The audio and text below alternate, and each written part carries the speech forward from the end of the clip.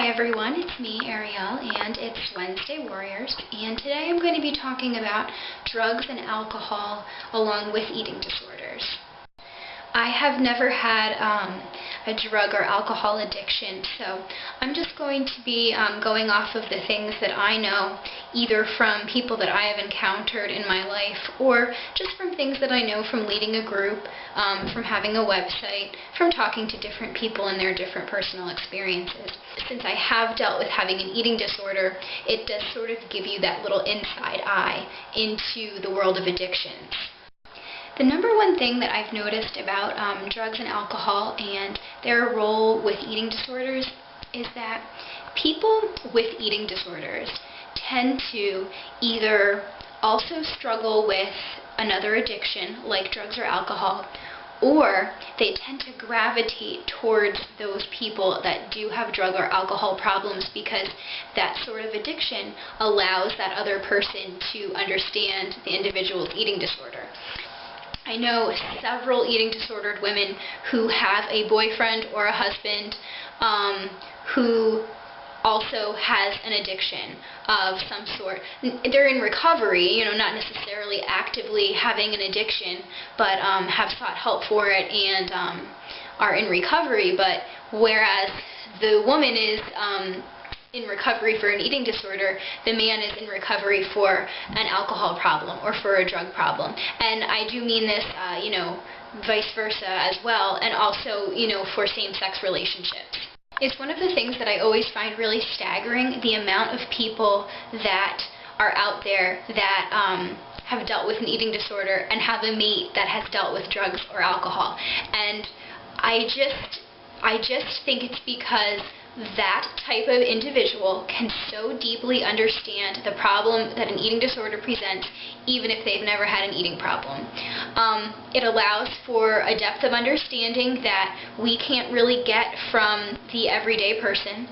And I don't think there's anything wrong with it. I don't think that those relationships are doomed by any means. In fact, as long as both people are in recovery, I think that it can be a very strong foundation for a relationship. The other thing that I have noticed on a regular basis is that people, and by people I typically mean women just because I have dealt with a lot more women than men that have eating disorders, but I have noticed that women with eating disorders also have had in their past a drug or an alcohol problem. And once they are able to seek help and kick the habit of drugs or kick the habit of alcohol, they still rely on their eating disorder. They can't quite give up everything. The other thing that I've noticed is that women with, let's say, a drug problem, they work extremely hard to beat this drug problem, and they're very successful at it, and they've been sober for a very long time.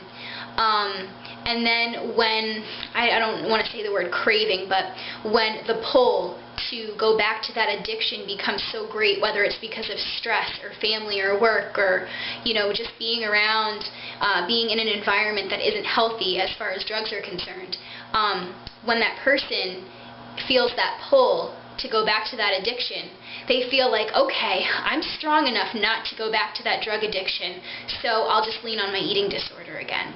And they kind of use it as a crutch because, well, maybe it's not as bad as being addicted to drugs again, or maybe it's not as bad as being addicted to alcohol again. And it's kind of like they choose one or the other. Like, they think they can't recover from both things. They can only choose one to recover from. And they think they can probably live a longer life with an eating disorder than with a drug problem or with an alcohol problem. And, I'm laughing a little bit because it sounds a little bit funny when you're talking about it out loud, but it's really very sad. It's really very depressing. But why does this happen? I mean, why do people who have eating disorders also have other addiction problems? Or why do people with eating disorders also flock toward people with some sort of addiction problem? It's frankly because eating disorders themselves can be deemed a form of addiction. I mean, they're addictive. Once you start, you can't stop. It's about control for a lot of people. And I know control isn't necessarily an addiction, but it's sort of an obsessive behavior.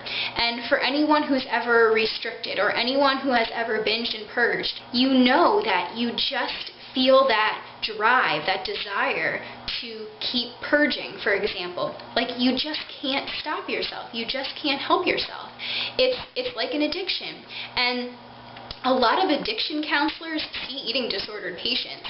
I mean, it is considered a mental illness, of course, but just in the same way alcoholism, for example, is considered a mental illness, it's also an addiction. An eating disorder can also be an addiction. Now, there are so many different eating disorders out there, and we all have our eating disorders manifest in different ways, and they all stem from different things. We all have our different reasons and our different genetic makeups, and our brains all work differently.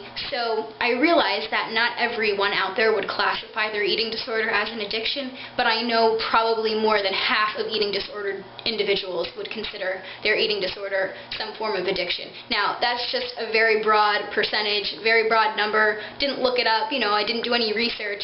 It's just based on what I have found, what I have learned, what I have felt to be true about myself, about other people, people that I've talked to, and just the nature of the disease, the nature of the game. And I can see that it might be a smart thing if you have an eating disorder and you also have a drug problem to want to cut one of those things out of your life but not quite be able to cut both of them out, because obviously if you have both problems, your lifespan is going to be a lot shorter. But one of them is enough. Let's put it that way. One of them is enough to kill you. One of them is enough to shorten that beautiful life that you're living. And even though, obviously, one disorder is better than two, it's still not great.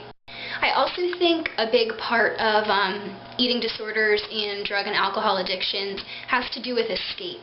For someone who is struggling very hard with an eating disorder, they're looking for escape, and maybe they can't get out of the clutches of their eating disorder, but they feel that they can escape, and more than that, they want to escape. They're desperate for escape. They hate the life they're living. They're never happy with themselves. It's just hell living with an eating disorder. You know it, I know it. We all know that it's hell living with an eating disorder, so they want escape. And they can find that escape in alcohol, and they can find that escape in drugs. And before you know it, if you have an addictive personality to begin with, which chances are you do because you suffer from an eating disorder, you have a full-blown problem. You have an eating disorder and you have alcoholism running rampant, or you have an eating disorder and you have a drug problem running rampant. And this obviously doesn't happen to everyone. It probably doesn't happen to most people with an eating disorder, but it is a real problem. It is a real issue out there. Eating disorders and other addictions oftentimes go hand in hand. They are like best friends because you're seeking escape, you're seeking a solution from a problem, but you're not quite ready to commit to a real solution, which would be to follow the path of recovery. The good news is, if you can find the tools and seek the help to kick an addiction like drugs or an addiction like alcohol, you have a lot of the tools to kick the eating disorder as well. I mean, we all know that there are support groups for recovering drug addicts, and there are support groups for recovering alcoholics. And just like there are AA meetings or NA meetings, there are eating disorder support groups, and that's for a reason. It's a sort of addiction, and you've made progress and you're clean and sober, and you have the tools to keep yourself from going back into those addictions. You have the tools to help yourself out of your eating disorder. 12-step programs are, like Alcoholics Anonymous, for example. A lot of eating disorder groups are 12-step programs as well, and can be really helpful. So this video is kind of about linking two things together, that being eating disorders and other addictions. And I hope you found it helpful. It was a little more of perhaps a learning experience, or just kind of aha moment, than it was anything self-help or advice-wise. But, the moral of the story with me, as always, is don't give up. There's a solution to every problem, and if you haven't found it yet, it doesn't mean it's not out there. Bye!